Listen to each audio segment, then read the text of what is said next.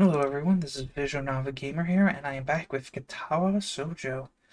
Last time, we got kicked out of Emmy's house, but then Ren gave us the push we needed to help us talk to her again, and we are going to head back to her house today. So let's continue. The morning sun is bright through my window, and the sound of my alarm quickly has me up and about. I slept surprisingly well last night, secure in the knowledge that at least I got another chance with Emmy. If I can just keep myself from doing anything stupid, maybe I'll find out what's been eating her recently. I have a few educated guesses, but nothing concrete, and certainly nothing that I'm going to say to her. I much prefer to have her tell me herself. Although I can't help remembering the nurse warning that I might not like what she has to say. Do I really need to know that badly? What if it's something awful that makes me repulsed by her? Can I really say that I'm prepared to handle whatever she has to say, regardless of what it is? Emmy says she wanted to tell me without screwing it up. What the hell does she mean by that? What's there to screw up? I suppose there's not much use worrying about it, though I'll find out today. It occurs to me that I really need to run this one to clear my head if nothing else. Emmy is waiting for me as promised, looking a little haggard, but otherwise bright and cheerful, much more so than any previous day this week. Hey Sal, you're late. I waved my hand dismissively. Nonsense, you're just early. Emmy grins back, and it feels like we're finally back to where we should be with one another. Except now, Emmy, and not just me, wants to take another step forward, although a part of me worries that she'll back out at the last second. Hurry up and stretch this out. I don't want to miss the bus. The bus? I said I want you to come to my house, remember? I promised Mom will be there in time for lunch, so I want to hurry. Early start, huh? It's more for my mom's benefit than anything else. Well, that's okay. I unsuccessfully try to guess what Emmy has planned, shortly before realizing that it doesn't matter that much to me. I quickly go through my warm-ups routine while Emmy bounces impatiently from one foot to the other. She really does seem to want to get moving as soon as possible. Its tongue's out of her mouth. The run is over so quickly I can barely believe that I haven't fallen over dead afterwards. Emmy sets a blistering pace, and I, in my food suit, kept up with her. Well, until the last few laps. I had to slow down just in case, but I don't mind, and Emmy's waiting patiently for me when I finish, as patiently as she can wait anyway. Finish? Good, come on. Grabbing my arm, she practically rushes me down to the nurse's office. You seem in a hurry, Emmy. Trying to catch the early bus? Yeah, I told Mom I'll be back for lunch. Well, I'll take care of you first then. But his Al's gonna come with me too. The nurse raises a single eyebrow at that statement and peers at the two of us searchingly. Really? Today, huh?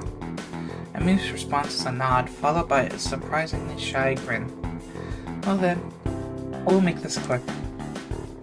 Emmy enters the nurse's office, and I patiently wait outside for her to finish, wondering just why the nurse seems to be surprised by Emmy's declaration. I feel like today's the day of the accident or something. Her accident.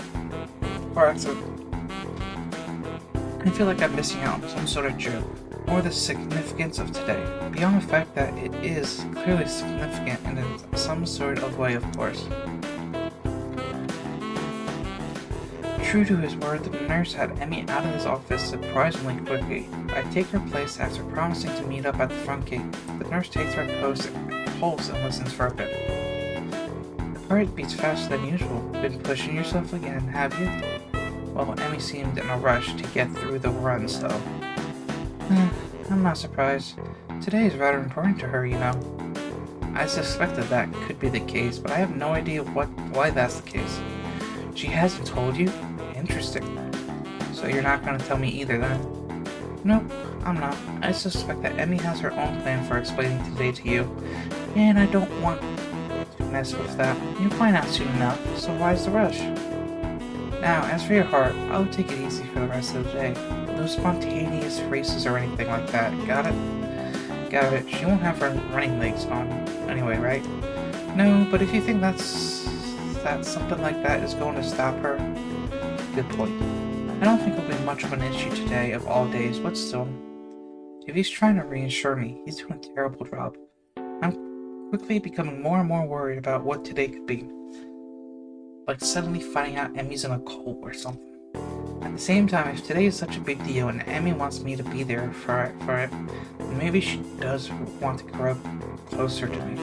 Maybe this will be the answer to all the riddles, to the sleepless nights, and the sudden mood swings. 100% it's gonna be the answer. Either way, I barely remember to thank the nurse before taking off as quickly as I dared for my room, to get a shower and throw on some decent-looking clothes. If today is as important as it seems to be, I should dress appropriately. Emmy, of course, proves me wrong as soon as I reach the gate wearing her usual shirt and shorts, so at least I know it's not a terrible formal affair or whatever it is. You're early, Hassan. Not as early as you. Eager, are we? Emmy cheekily pokes out her tongue. The bus stop isn't very crowded at this hour, which seems to please Emmy, and we end up relaxing a little as we wait. We sit in silence for a while, but I can tell that Emmy's trying to work herself up to say something. I don't have anything to say myself, so I sit. Sorry. So I sit waiting for her to talk. It doesn't take too long. So, I'm sure you're curious as to why the nurse thought it was so weird for me to bring you along today. I was a bit, yes, but if you're not ready to tell me. Emmy stops my sentence by placing a finger on my lips. Don't tempt me, Hassel. I want to tell you this, but I'm just uncertain as to how to go about it. I don't want to keep delaying or deferring. I just want to be able to say it. So say it. You know that it's not going to be that easy for me, Sal. So treat it like running. Warm up to it with something small and easy and go from there. But don't do it too fast, okay? I'm a patient man. I can wait for you to get to it. Emmy seems to consider my words, weighing them against what is probably a desire to get it over with. I will admit, as much as I keep telling Emmy to take her time, I wouldn't mind her getting it over with either. Yep. But somehow I see that Emmy probably needs more time than the bus ride will provide to get it all out, whatever it is. Yeah, maybe you're right. The bus stop probably isn't the best place for this anyway, but just do make sure that I don't go back on my word. I'll at least say this. She takes a deep breath, lets it out, and after a moment she says in a low voice, "We're going to see my dad today." The words hang in the air, and I can see that Emmy's afraid that I'll panic and disappear in response, which a part of me almost wants to. But it would be stupid of me to back out or to suddenly abandon the promise I made to be there for Emmy when she needs me. The nurse thought it was weird for her to bring me along, so she doesn't bring anyone along, or at least I'm willing to bet that she hasn't before today. This day seems to take on an even greater significance. What has it taken Emmy to get this far? And why is that the best I could manage as a response? Yeah, I don't know what to say. I should say nothing. I think just promise that you're going to come with me. Of course, you know I will. Emmy smiles waivingly, looking a little relieved. Good. In that case, we better get going. The bus pulls up just a little after she finishes the sentence. Vague memories of my first trip out here came to mind as I step off the bus, but unfortunately, they're too vague to be of any use. I will be the first to admit that I don't quite recall how to get to Emmy's house, so I let her lead the way. She seems content to walk in silence, and I myself have no idea what I could possibly say, so the two of us arrive at our house. I haven't said nothing since getting off the bus. Emmy's mom opens the door and doesn't seem surprised to see me standing next to her daughter. I expect that Emmy would have phoned ahead to let her mother know of the change in plans. Emmy, Hussar, you're just in time. Lunch is just about ready. Great, I was afraid we might be running late. As fast as you were going this morning, I doubt there was much of a chance of that. I certainly hope she wasn't too much of a bother herself. She tends to get a little paranoid about being on time when food's involved. I haven't noticed. This earns me a swat on the arm from Emmy, who dissipates the serious nature of our conversation on the bus, and the almost brooding quiet walk has become cheerful again. Probably to keep her mother from worrying about whatever it is Emmy plans to tell me later. Miss Izubaki ushered us in, and in short order we're around the table devouring lunch. I haven't realized how hungry I was until I got here, but for once I seem to be eating almost as much as Emmy. Goodness, it's a good thing I made so much. The two of you acting like you haven't eaten in days. I skipped breakfast this morning. Me too. Had to catch the bus, I assume? That, and I figure you make too much food. So it wouldn't matter if I skipped breakfast. Well, it's good to know that I'm predictable. Emmy nods enthusiastically, and conversation falls off again, as we very nearly clear the table of anything edible. It is a testament to the sheer amount of food on offer that we don't finish everything. I lean back in my chair with a sigh and thanks Miss Izubaki for the food. I'm glad you like it, Sao. Now, has Emmy told you where we're going? Yeah, sort of. Is it far from here? Not really, but we'll drive there to save time. It's closed kind of early. I nod in Santa close early. Oh, he's dead, isn't he? 100%, and we're going to the graveyard. That's why they said it closes early. That's my bet. Well then, shall we? Miss Izubaki nods and leaves the room to grab her keys. Emmy, I notice, has started to fidget nervously. Second thoughts? Emmy smiles tightly at me and shrugs. She's fallen silent again, which probably means that I'm right. And she's starting to regret bringing me along. Not that I blame her. She's done such a good job of shutting me out that I doubt it was easy to suddenly open up. Honestly, I'm worried that she's forcing it. But she said, while waiting for the bus, that I'm supposed to give her a chance to break out. And since I promised to go with her anyway, I suppose there's not much of a choice. I can't go back on my promise, and she can't go back on hers. I just hope both of us are up to it. We're off. Emmy nods, blows through the dining room, collects the two of us.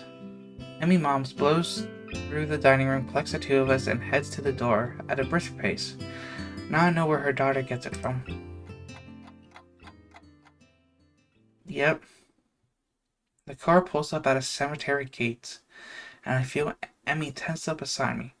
I reach over, give her hand a comforting squeeze, which causes her to relax a little. Emmy mom doesn't follow us, explaining that she preferred to visit the grave alone. Emmy steps through the gates and looks back as if to make sure I'm still there. We step into the cemetery. I don't feel comfortable in cemeteries. Gravestones litter the ground, each one serve as a reminder that someone used to be alive and is no longer. How many died young? How many were as old as I am now? When do I wind up with a marker of my own? How much longer do I have left? The concept of not waking up, not seeing Emmy anymore, is not a happy one. It frightens me, and I very nearly turn around and exit right then and there. I don't want to go among dead people. I don't want to see their stones and think about who they were or what they could have been if they only had more time. Then I look at the girl next to me, and my resolve returns. Emmy striding purposely down the path, eyes cleared, setting a pace that's very nearly a jog. The sooner we get there, I suspect she thinks, the better. We're here. Yep. Gravestone.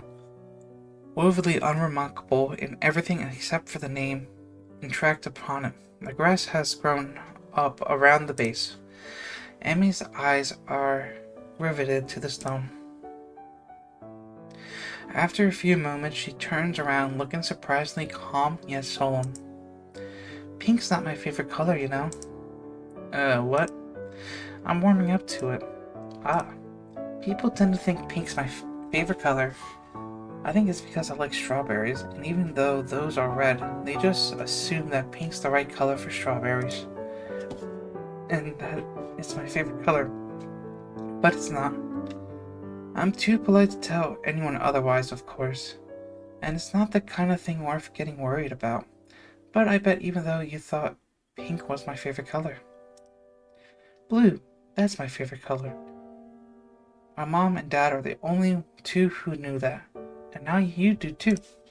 Thanks for telling me, I think. You're welcome. There's a pause as she considers what to say next, drawing a cookbook. I can't carry a tune to save my life. I can hum, but actually singing a song is somewhat I've never been able to do. I don't mind because I'm not a fan of karaoke anyway. Well, that's one potential date idea out the window. People all think I'm really popular and a friendly person, but I only have a few close friends. Probably because I keep everyone in the dark. But I think it's also because I hate the idea of losing a close friend. There aren't many people worth the risk. I'm terrible at saying goodbyes. I sometimes think that I only run because it's what I used to do with my father. You're not my first boyfriend. I dated a guy for a long while during my second year at Yamaku. But in the end, we broke up because I didn't want to get closer to him. He couldn't live with the distance between us. Her rate of speaking increased slightly, as if she's rushing towards a finish line. I'm actually 1 year older than you. Everyone thinks I'm younger because I'm short, but I had to skip 1 year because of my accident. They initially thought I was paralyzed when they pulled me out of the wreckage. I lost my legs already, but they were afraid that I wouldn't even be able to use what was left of them. After surgery, it was clear that their initial assessment was mistaken. I couldn't feel my legs because of shock, short-term paralysis due to other trauma I experienced. My recovery was one of the fastest they ever seen, or so they told me. I'd never figure out if they were serious about that, or if they told that to all patients learning to walk again. She pauses, gathering her thoughts for one last moment. 8 years ago today, I lost my legs, and I lost my father as well. He died on the way to the hospital. I couldn't even go to the grave site until 2 months later and couldn't attend his funeral. That sucks. She couldn't even attend the funeral. Her father? Oh, God. That's terrible. I'm so sorry. Don't be. That's what everyone always says, that they're sorry. I hate hearing that. Like anyone could have done anything to change what happened. You know the best piece of advice I got? These things happen. I don't even remember who said it, but I guess they don't have anything better to say. But it's true, you know?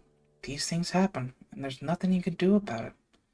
They aren't necessarily planned, and they aren't always bad, and they aren't always good, but they are. So I made the decision that I would live without worrying about the future, and to be sure that I would never have to say goodbye again, I decided I wouldn't let people get close to me anymore. After all, they could be taken away at any time, and you know what? She laughs a little bitterly. Her eyes start to swell up with tears, and I step forward to embrace her, but she holds up a hand to stop me. Not finished. Deep breath, and she continues. It worked pretty well until I met you, and saw that you're trying to adjust to stuff here. So I thought, I'll help, and thought you were so nice, and I couldn't help it. That's adorable. It's adorable, this hug. The tears are flowing now, and she accepts the embrace this time. The rest of her stance is mumbled into my chest. I try not to fall for you, but I did. And then I try to keep you at a distance like with my first boyfriend, but I couldn't. But I've been so scared because I don't want to lose you, and I might anyway. Hey, I'm still around, right? And maybe I won't be forever, but don't you think it will be fun while it lasts? Neither of us could survive the day. There could be a bus crash or something, but so long as I know that I've been with you, I don't think it matters. A sudden thought strikes me and I can't help laughing. My condition had me scared of dying so badly that I immediately seized the opportunity and me presented to improve my odds of living longer. But without Emmy, would there have been a motivation to keep up with my running? It's hit me that Emmy is the reason I want to go running every day, so I can spend as much time with her as possible. Emmy looks up at me confused. We'll go living on until we stop, and when we stop living, we'll be able to know that at least we had time together. I wouldn't have had it any other way, because I love you, Emmy, and right now, that's enough for me. Emmy smiles through her tears and steps back from me. You know, it's funny. What is? I thought the best way to live in the moment was to do it alone, but now, I don't think I'll have it any other way. I'm glad I met you, Hisao. Well, these things happen. Emmy and I stayed by the grave for a while as Emmy pays her respects to her father. When she's ready to go, we exit the graveyard side by side. Emmy mother drives us back to Yamaku. The trip back is very quiet. We wave goodbye as the car drives off and I glance down at the girl leaning on my arm. How are you feeling? Emmy shrugs nonchalantly. I'll be fine. Come on, let's go.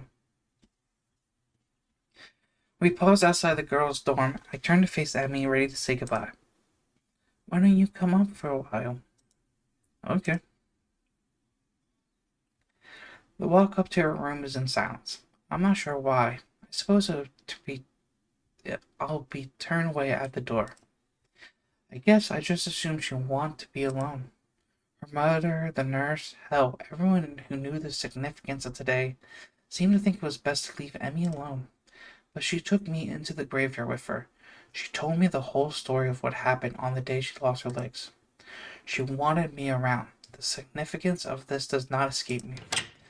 Emmy opens the door and steps into her room, not even bothering to invite me in, holding the door open for me expectantly. I step in and the door swings shut behind me. Hey, can I ask you a favor? Sure. Can't guarantee I'll do it, but... Emmy giggles and pulls me into a kiss that starts out soft, but deepens into almost desperation. Stay with me, please. My voice has dropped to a whisper. The question is barely audible over the sound of my own breathing. There's something about the way she asked that question. The hesitancy and the quiet voice that makes me think that she doesn't mean tonight. No, she means exactly what she said. Stay with me. Not tonight or forever, because the both of us knows there's no such thing as forever. There's no time limit to her request. There's just the request. The favor. Can I do that? Can I stay with her? Of course. Well, they did the deed. And all that, like always.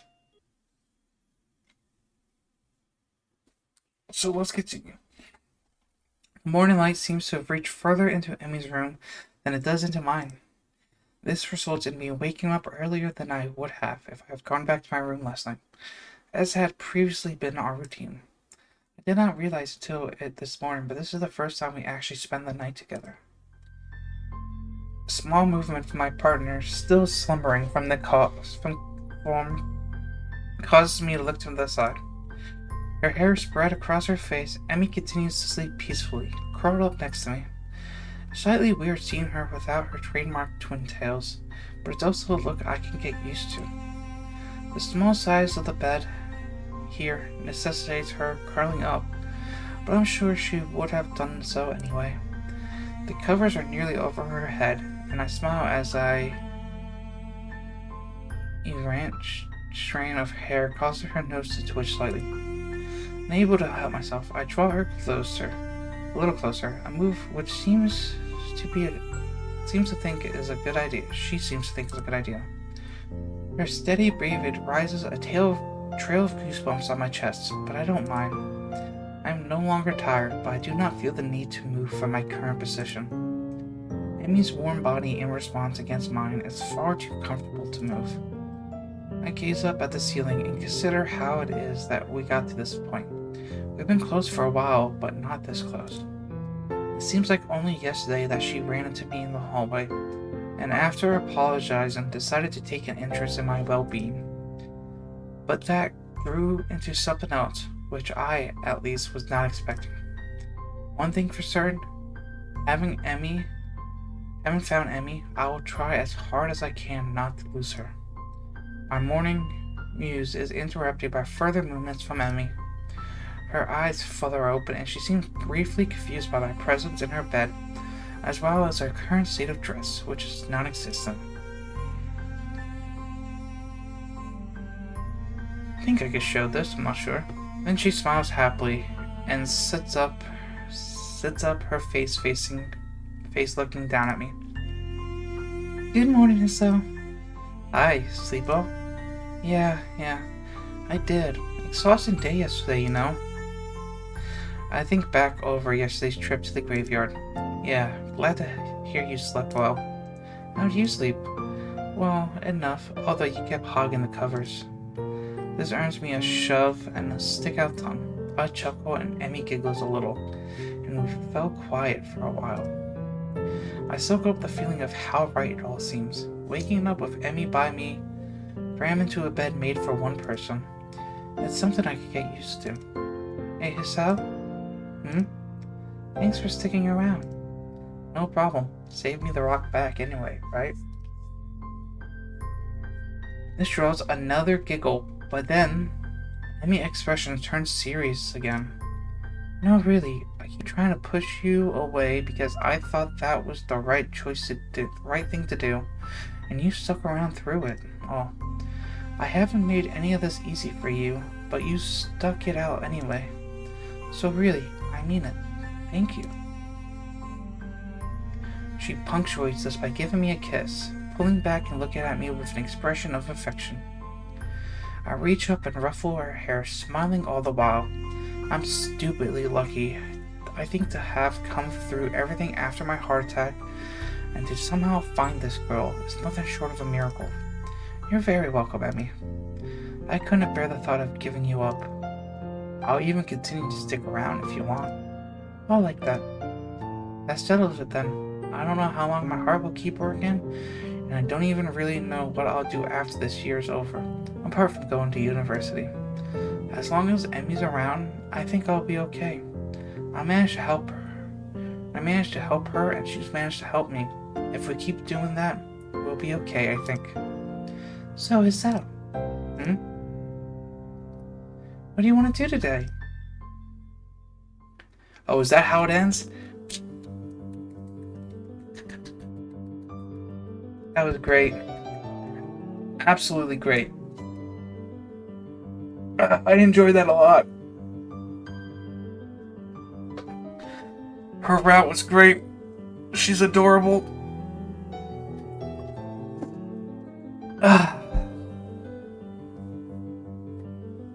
I wonder if it's going to be like that for every route, where the main character helps the person go through their traumatic stuff. I wonder. I enjoyed it a lot, though. That was seriously good. Okay. I don't know whose route's gonna be next, because I just gonna go back to probably, I think the one that made me go on her route was the going for it on the running track, but you never know.